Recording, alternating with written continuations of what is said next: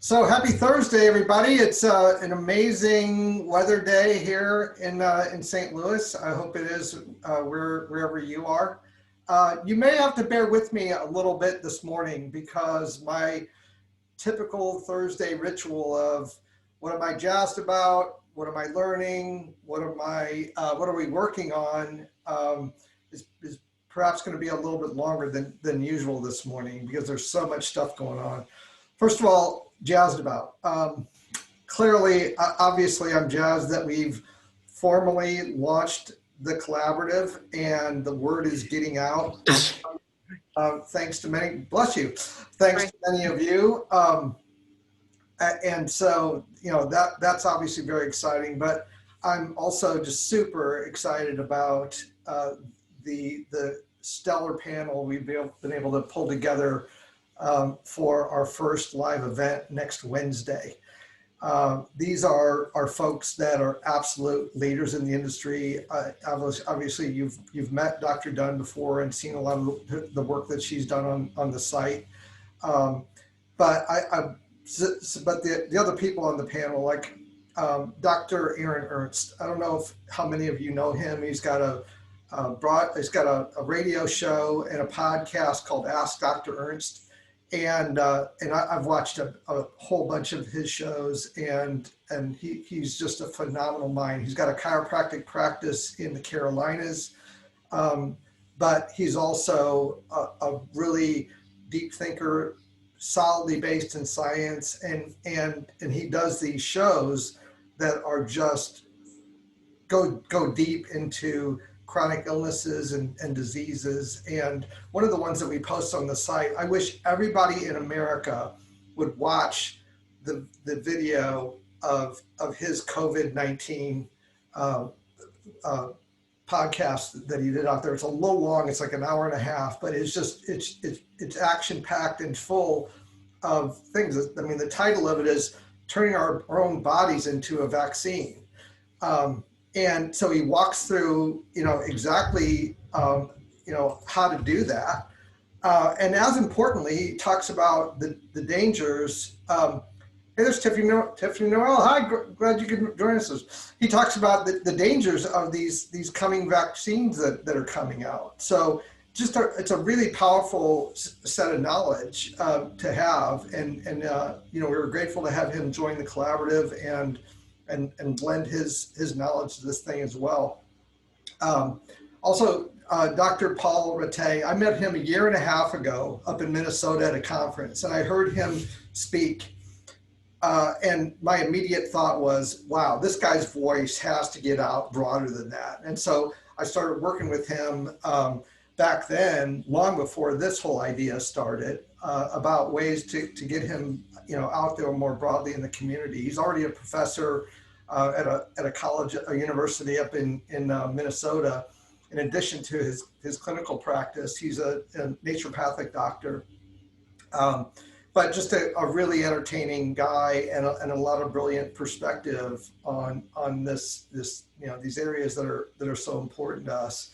And then obviously Robin talking about her experiences of finding great people and getting the best people into healthcare practices that are skilled up in the disciplines of functional, integrative, and lifestyle medicine. So it's good. It's really going to be an impactful event next Wednesday. And then we were lucky enough to get Amanda LaPlante to moderate it. I was going to originally moderate it, but I was thinking, wow, Amanda is so great as a speaker. And she's got her own show, and she's a fantastic moderator. So she's going to do a lot better job than I would moderating this thing. And on top of that, she's an integrative nutrition and health coach.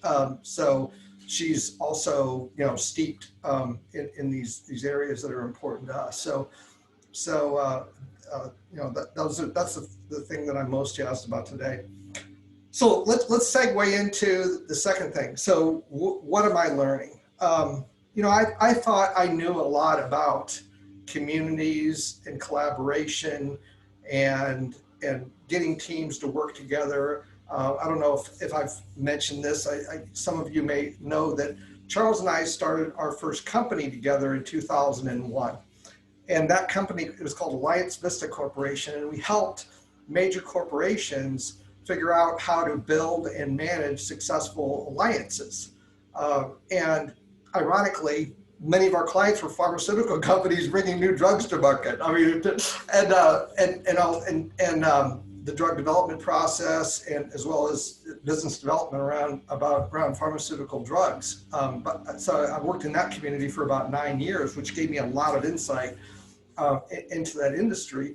But we were using the specialties of our careers, which were getting people to work together, building collaborative teams, building communities. But and as much as I knew about that stuff, and as much as we relied on our own skills and knowledge to actually turn it into a company that helped people build and manage their own, alliance relationships.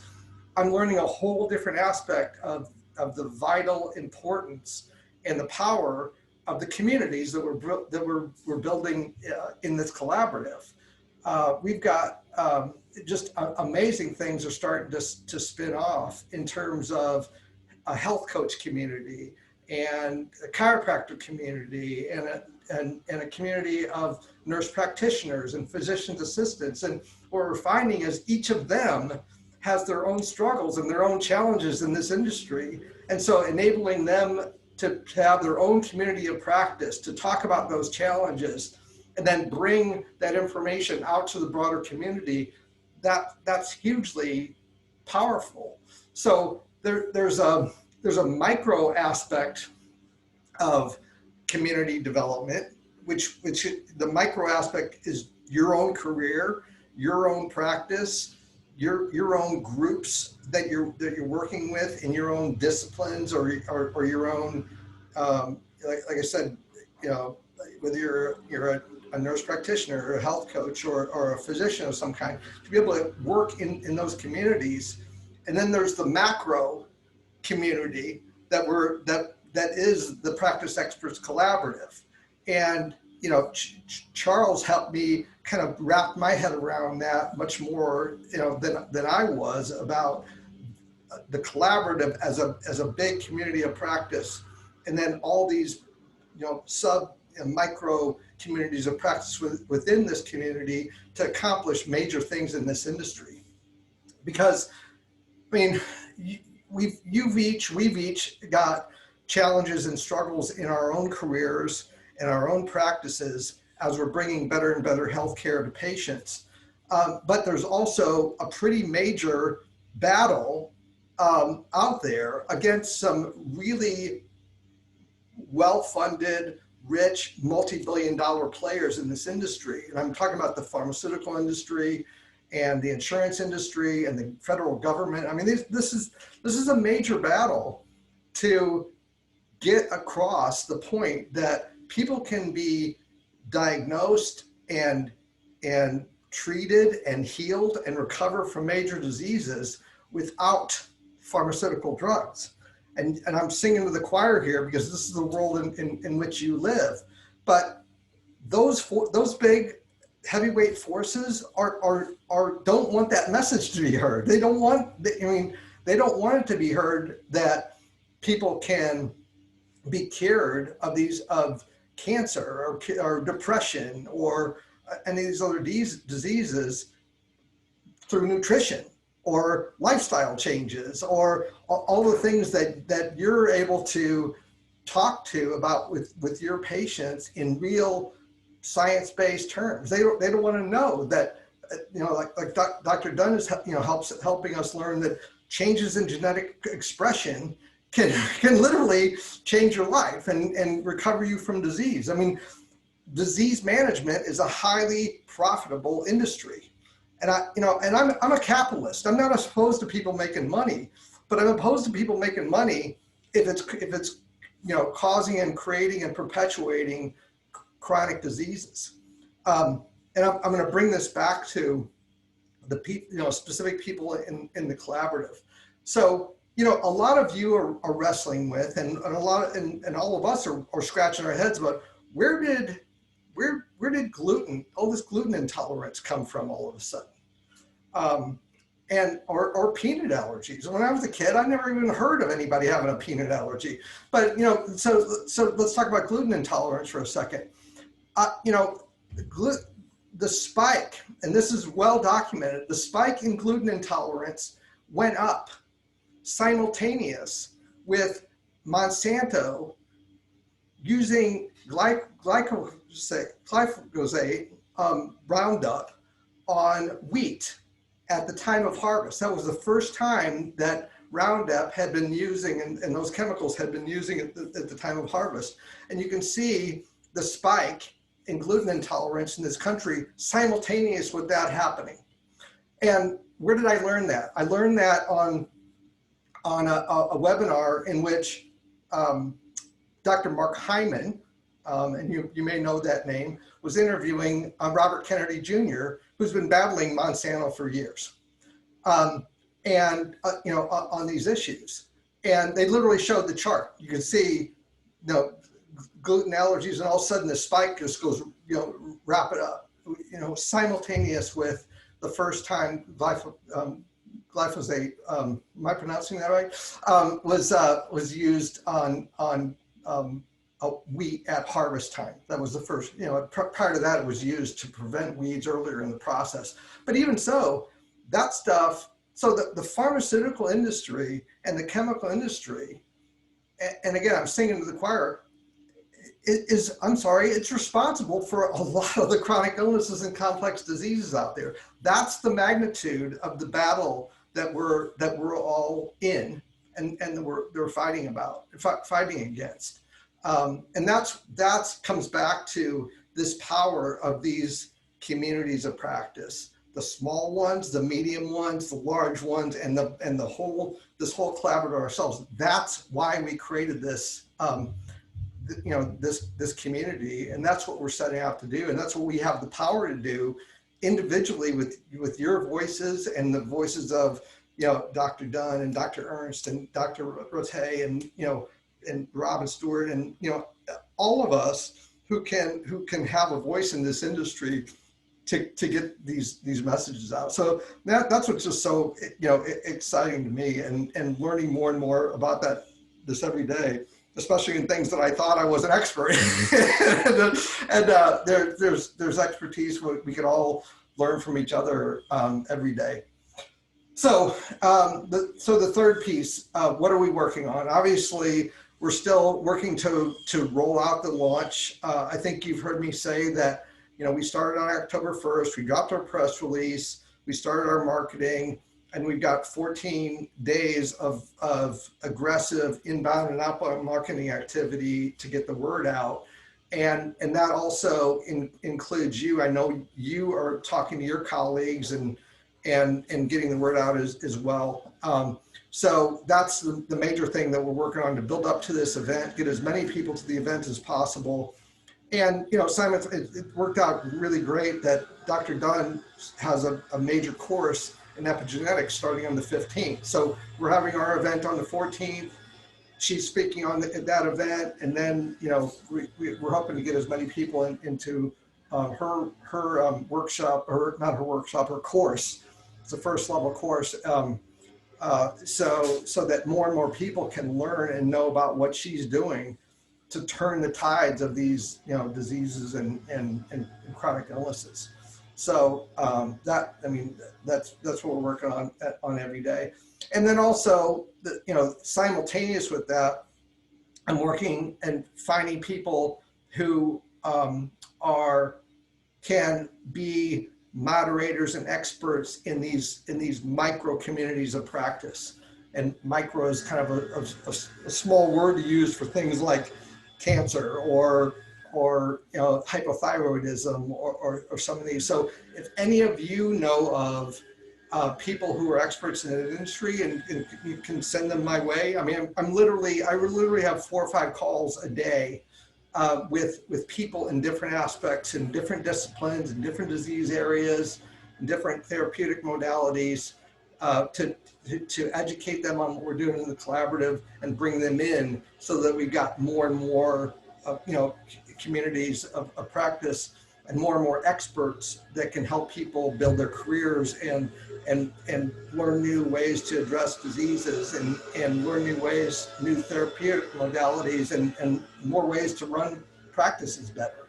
So, I mean, some of these people know about practice technologies.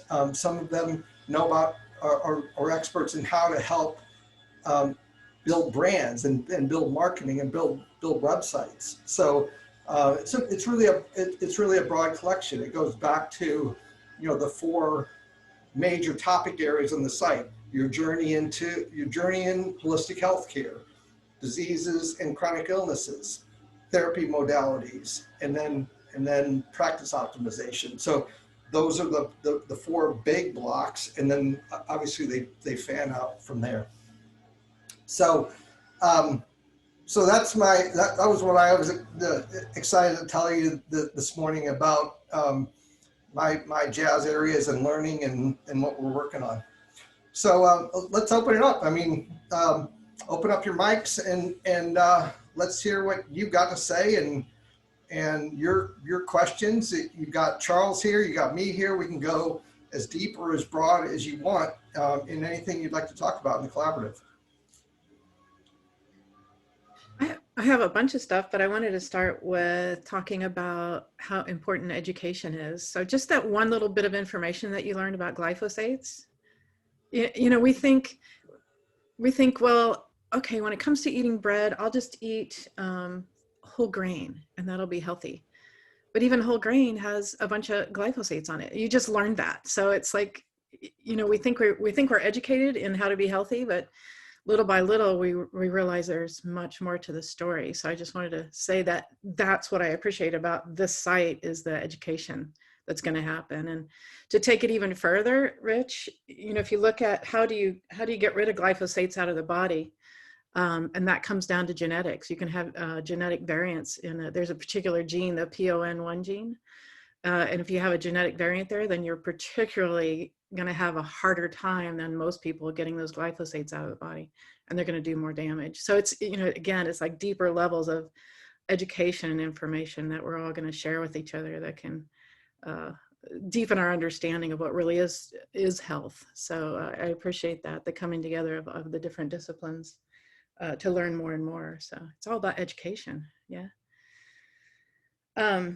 And also, I wanted to say case studies are fun. I thought I'd start adding a few case studies in there just to, show that there is some objective data behind, what we are doing. So this is a big deal, Rich, with people who are more evidence-based. They're like, oh yeah, that's nice that you're doing acupuncture on somebody. That's really cool. But if we can show definite like before and afters where we have objective results, then I think that's going to make our argument even more powerful when we're opening up what we're doing to, MDs and people who want to tiptoe into integrative medicine. I think that's going to be a big, powerful argument for that what we're doing works. So I'm going to be adding more case studies in there. And I don't know if there's a particular place that we want to add those or how we want to handle those. Well, I'm really glad you brought up that subject because I just brought that up with Charles a few days ago, and we're kind of scratching our heads on where's the best place to put those. One option is to put them into a specific disease area or whatever. I mean, I'm kind of thinking we should have a central repository for case studies. I think so too. And that kind of thing. And what triggered it, I've thought of it before, but Dr. Laura Salyer, who you perhaps saw on the site, she just launched her new book, and I'm on her. I get her email.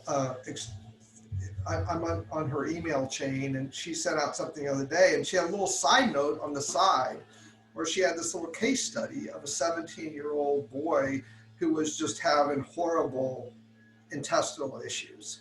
And so it was short. It was this little thing saying what his problems were and what she did to get to the bottom of it. And turned out, guess what? He had gluten intolerance and he had yeast issues, all those kind of things. And she put him on a treatment plan, and boom, and all of a sudden the guy had back to on his way to having back to a normal teenage life again. So, I think that's, that could really be extremely valuable, to have this repository of look, here are the problems we're working on. Here's how we've solved them. Here, and that kind of thing. So it's just a matter of figuring out, where's the best place to put them and how do we make them available to people. Yeah. And can I add something to that? Of course. I don't know if anybody has IRB access, but it may be, that's my background is in quality improvement research and outcomes research. So that could be something, an area that I'm more than happy to help come up with. How can we in this industry start to document case studies so that case studies turn into a higher end, so that you have more, there's more opportunity for evidence that we're all collecting across each other. Yeah. And we can do that even without IRB approval, but it could be even more powerful if there is someone, like you mentioned, linked at a med school, that could do human subjects approval, that this could then be published in, some of this could eventually be published in medical journals or health policy journals. Just an idea. What's IRB? Brilliant one. Oh, sorry, Institutional Review Board. So basically, anytime you see a medical journal article that's come through funding, usually goes through a medical school, but it's to protect human subjects, but it's also a way to make sure that you're ethically doing research. And that's what allows you access into being able to publish in medical journals. Very cool. So what's your role in that? How are you? So I'm a medical sociologist by training, and I used to be on the faculty at the University of Colorado, and I did a lot of quality improvement research in general, and I kind of consider this larger picture of what's happening here is a shift in how we consider quality and health and healthcare. And as we try to put this message out there, one way to gain legitimacy is to be able to publish in medical journals. Does that make sense? 100%. Yeah. It calls to mind a couple things. First of all, 100% behind what you just said. And, I don't want to be a conspiracy person here, but this is not conspiracy. This is fact, that a lot of those studies are blocked by the pharmaceutical lobby. They don't, they don't want those kind of things out there. So that's another battlefront that we've got. But one of the things, if you spend any time with Dr. Dunn and her systems, and maybe you can speak to this a little bit, but everything in her system has links directly back to the source documents and the research and the studies and there's almost nothing in her system. She's worked relentlessly to build this massive database of things that are all grounded in all that research, and she takes you right back to the core, initial reports. I'm probably not saying that 100% accurately, but I mean that's exactly right. I mean, we need that same kind of legitimacy to the things that we're doing. I don't know if any of you have done this, but if you Google functional medicine and you go out and you look at how it's described in Wikipedia, in the first few sentences they call it quackery. Totally. Yeah. Like, okay, who's planning those words out there? There's big money behind not wanting to know that these things that we're doing that use the natural resources of the body and nutrition and lifestyle changes and meditation and all the stuff that we know so well, that's a lot less expensive way to heal people than selling them drugs and surgery and We can go on and on. I mean, we've all got these stories. I don't know if you know Glenn Saban. Glenn Saban wrote a book called N of One. He had leukemia, adult leukemia, and he went deep and researched it because he didn't want to go down the path of chemotherapy and radiation, and literally cured himself of leukemia naturally without pharmaceutical drugs. And you know, those are the kind of voices that out there. I've talked to him about coming into the collaborative, and he's linked me to a lot of cancer specialists who he's suggesting we bring in here to talk about the area of cancer. But Dr. Dunn, if you could mention a bit more intelligently than I did about how you're grounding this stuff in research, because that's exactly Tiffany Noel's point. Yeah, and one other point there, when I lecture around the country, often there are functional medicine doctors in the audience, and I've mentioned it several times that if they go on Wikipedia and they look up functional medicine, that post is there, that it's quackery. And several people have said, yeah, I've gone in there to change the data, and they change it right back. There's somebody monitoring it 24/7 to just discredit functional medicine. That's their full-time job. That's right. You say anything positive, they're going to take it off and put something else in there. It's like, that's just wrong. It's just so wrong.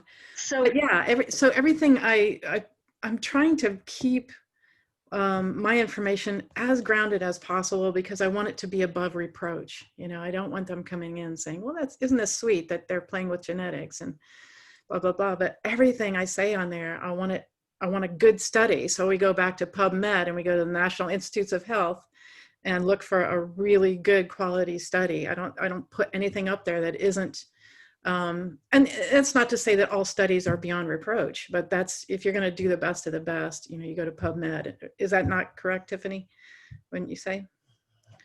Yeah, that's probably the easiest source to get the highest studies that have true research methods. Yeah. Right. Yeah. So yeah, I think this is important in order to make our case going forward, that this is legitimate. This is legitimate stuff. This isn't just people playing around with fun stuff and quackery. It's not quackery. It's all very science-based, and it works. And so that's why I think the case studies are going to be super important.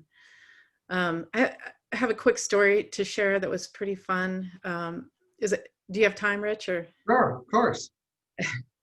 I was on a plane ride up to Boston to lecture about genetics and stuff, but to one of my seminars. And I was on the plane and I'm sitting next to this guy, and I got the coveted middle seat. Greg's on the right. And I look over and this guy's on the computer, and it looked like biochemistry to me. And I was like, hey, what's going on over there? And sneaking a peek. And I said, hey, what are you doing? What are you working on? And he said, I'm a cardiologist, and I travel around the country and I lecture to physicians about genetic variants associated with cardiovascular disease. And I was like, you do what? Really? That's what I do. So, you said next to the wrong person. It's the right person. It was great, because so we got into this big discussion. He said, show me what genes you're looking at, because I'm looking at these genes. And he said, well, I'm sort of the expert. I'm the world-renowned expert on the LDLR, which is the LDL receptor. And so genetic variants in that LDL receptor automatically cause, high levels of LDL, and that person has to be on a statin drug. And I was like, really? That's interesting. I said, let me show you my results. So I pulled out, my LDL before and afters on patients. And he was like, wait, you did that with nutrition? And I said, yes, I did. And he said, wait. And I could see this big question mark above his head. It was like, boop. And he was like, well, that's better than we get with statins. He said, that's a better drop in the LDLs than we get with statins. And I could see him just going, oh, shit. Everything I know is wrong. Everything I know is wrong. He said, you need to write that up. He said, this is the journal. He said, you need to do a study and you need to write that up. He gave me the name of the study. But it was really fun because, he wasn't unopen to the idea that you can do it naturally. And I think it got him thinking about it. I was like, okay, because that's what we need to convince them, is that before and after, because that's the only thing that's really going to move their opinion about what we're doing. But anyway. You need to invite him into the collaborative. Yeah, yeah, totally. His name is Seth Baum, Baum. You can look him up. But I it will. was fun to see the wheels going. Oh Well, that's what's so fascinating and energizing about this stuff. And we've worked with folks at the IFM and in a couple of our other relationships. Robin, what's the university that's doing the study? With Novus, University of Maryland. Yeah. So can you just I'm lacking the details on that. Could you mind just give me a little bit of background? Because that's exactly this point of so there are people working on multiple fronts to get this into real research, into real organizations, do these case studies and get them published yeah. against the tide of everybody who doesn't want them published. But Yeah, they're working currently right now, I believe, on 2 protocols for type 2 diabetes reversal and hypothyroidism, particularly Hashimoto's. So since there aren't any case studies that a lot of the conventional medicine providers look to, they see it as quackery unless there's something that they can evidence-based that they can point to. They say, oh. Yeah. So that's the point of that, and that's with Novus Health right now that we're working through. And I'm not sure where we're at in that process. I know that Tom Blue from the IFM has been working hard with University of Maryland and his contacts there to get that done. Very cool. I did a short study on Hashimoto's with the methylation, and 100% of the patients that I worked with, their TPO dropped down to 0, which so. I don't know how to, Tiffany, I don't know how to get these studies done. I don't know how to legitimize them and get them going. So I need somebody to really kind of guide me into what to do. Let's brainstorm on that for sure. And that might be something just research methods wise that I'm more than happy to do like a mini clinic or mini workshop or something on, if that would be helpful as people come in. Totally. And where you collect that data, I don't know if there would be, I don't know what the resources to be able to collect that in a HIPAA compliant way where it'd be de-identified data, but if everybody is putting in their before and after, people that come in here put in their before and after with their clients and we build that up, that would be, I think that could be publishable. Yeah, very cool. So Dr. Dunn, I just did a quick LinkedIn search of Dr. Seth Baum, and he's the President and Chief Medical Officer of Excel Medical Clinical Trials. What does that mean? What's that for? That's the name of his company. He conducts exclusive pharmaceutical clinical trials in Boca Raton. We offer patients the highest level of integrity, professionalism, and safety. It's funny, his wife owns a supplement company though. So there you go. Anyway, shouldn't be talking about him since this is being recorded. Oh. So he's doing pharmaceutical trials for a drug for LDL or a statin kind of thing. Yeah. I don't know. Anyway, but he's right there in your neck of the woods. Yeah, that's why I think we met on the plane. So that case study that you put up with the PSH levels that changed so dramatically, is that something that through your methylation program and protocols and then with supplements, is that something that I can share on my social media to get people interested to learn about your holistic methylation class? Yes, absolutely. Okay, I can share that case study though? Yeah, that's fine. Oh, okay. It's de-identified, so it's there. Yeah, all right, perfect. Yeah, I'll do that and get people interested in that and get them into the I'll publish some more if you'd like. I got a bunch of them. I just didn't want to throw them all in there at once. Yeah, no, I think that's really great. I have a brain tumor one that's really cool. I have a before and after brain tumor. You can see it go away. Wow. the photo, the brain scan. Yeah. I think if Rich and Charles can figure out a way to catalog those case studies by, I don't know, by disease or treatment, I don't know, but I think that would be worthwhile. I don't think you can just have one section just for case studies because there's so many. Who's going to want to read through all of those if they're just looking for something specific? Yeah, that's a good point. Yeah. So I can't remember where I posted that, Charles, but I think maybe it was under my section, but I should probably put those in a specific disease area. What do you think? Well, that's what we're trying to sort out. Tiffany, I would love to go offline with you and get your thoughts on how best to categorize this stuff. I know Charles well enough that the Wizard of Oz is just, his wheels are spinning like, okay, there's all the way we can make that out.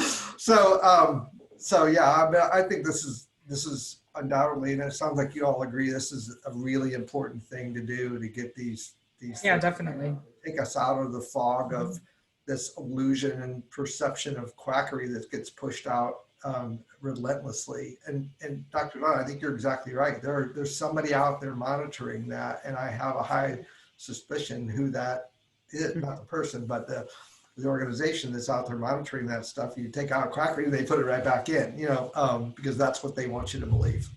And I was thinking about that too, of, yeah, okay, so we go back in and change it, and then they go back in and change it. But as this group creates mass of people, then if we all agree, even to like for a week, all of us go in and post as much science within that it may overwhelm their system. So hire more people to watch.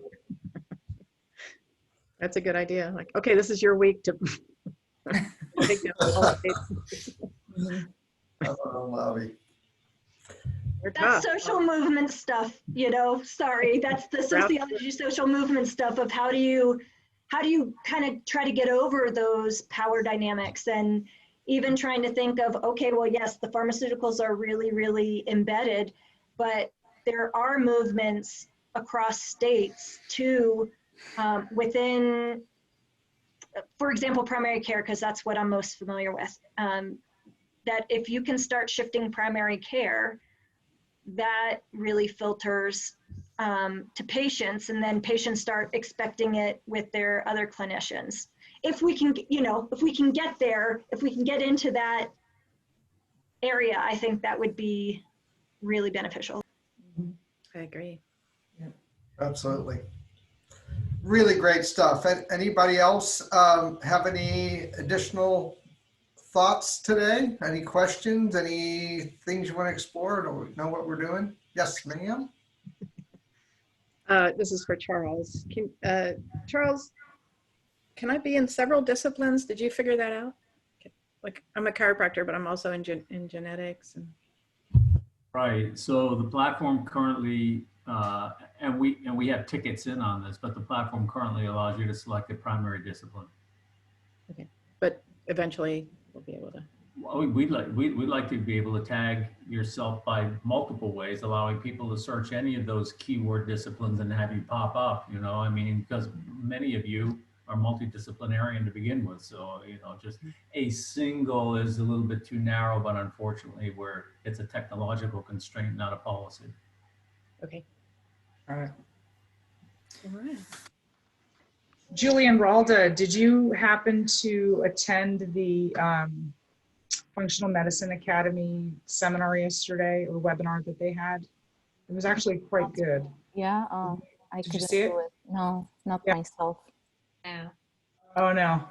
So there's a lot of interesting things happening in the health coaching world, especially with AI and how that's being translated for patient outcomes, which was really interesting. There's the CEO from Evolved Health was there. His name is Dr. Innocent Clement. He's doing some really groundbreaking stuff with his health coaches in his teams with AI, and I think they have it available on replay, but that might be something that you could check out. But I stayed for the whole thing. I it's not sure. I think they left maybe the last 20 minutes, but it's good stuff. You know, Do 5 you years. have the link? I do. I can send it to you. 5 years ago, they started with their first class of 25, and they just graduated their last class. They've got 3,000 health coaches now, and they all said, all the experts there, and Jeff Bland came in at the end to close it, and said it is the single most, it's the fastest growing discipline within healthcare we have right now, and probably the most important. The biggest challenge that you have is helping doctors understand that you're a revenue generator, not an expense creator. So getting them over that hurdle. That's awesome. What was that organization called again? It was the Functional Health Coaches, or what was it? No. It's the Functional Medicine Coaching Academy, the FMCA. Oh, okay. Yeah. And the other interesting thing I thought was that, what was her name? Leanne Webster. She said that it's incredibly important wherever you got your certification from, that you become board certified as a health and wellness provider. So a lot of institutions and practices are now looking for it, because there is a board certification on that. So Leanne Webster is the person, she's the executive director of the National Board of Health and Wellness.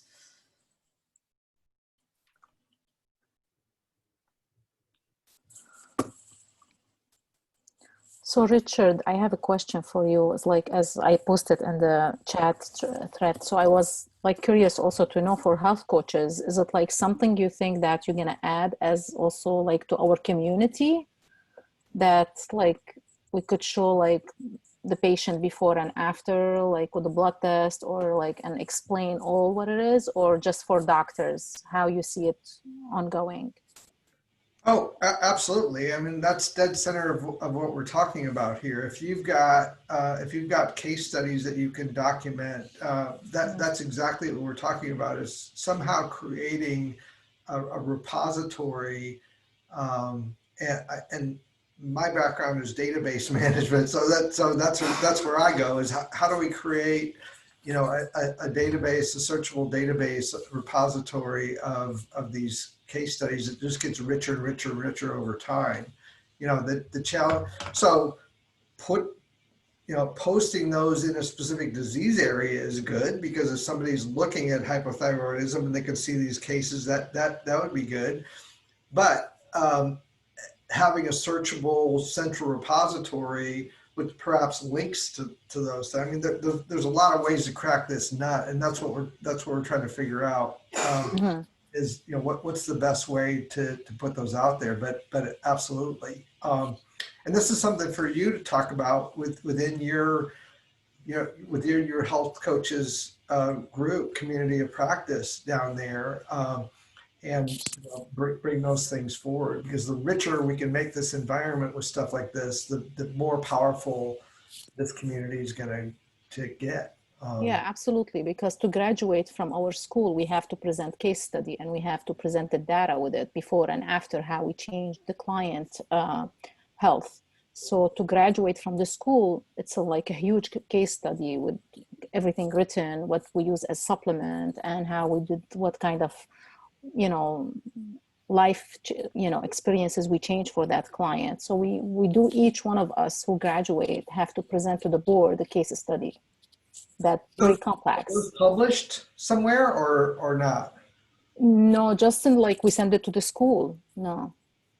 Okay, so I've created a case studies library, and now within that library, what it's going to require is some type of a collaboration among you to establish guidelines around topics, so it doesn't become overwhelming.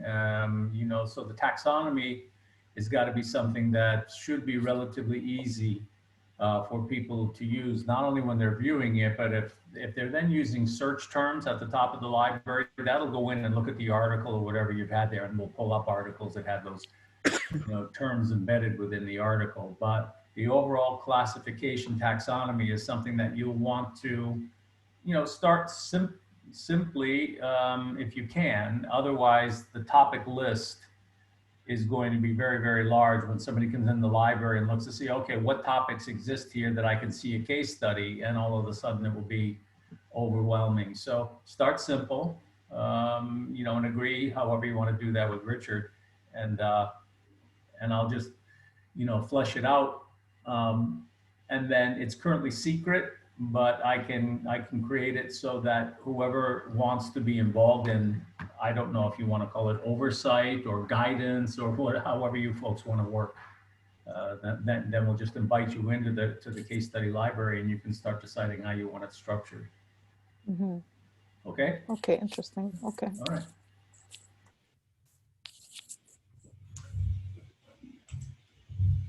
So I guess what I'm thinking, I love action like this.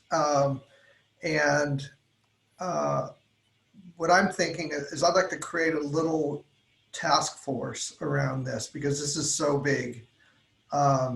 Tiffany, given your background, I would love to have you involved in that as well. But just a handful of you who have thoughts and expertise in this area that can work with us and figure out, all right, what is the best taxonomy for that? What is the best way to structure this thing so people can find them easily and have them organized by subject area and that kind of thing. So if any of you are interested, or anybody who happens to listen to the recording of this later,